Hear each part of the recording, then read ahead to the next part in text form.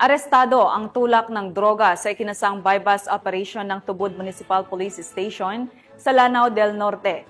Tinutukan yan ni Patrolwoman Rina Celestine Sendriha.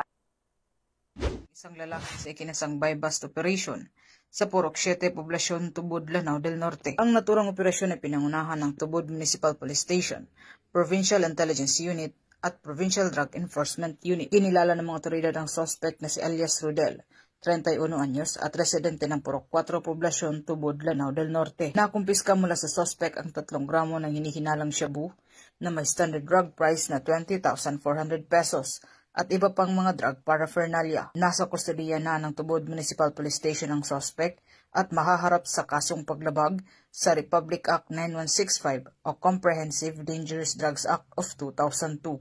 Mula dito sa Top Capistrano sa Cagayan de Oro City, ako yung Police News Network Correspondent, Patrolwoman Rina Celestine Sendriha, alagad ng batas, tagataguyod ng balita, Police.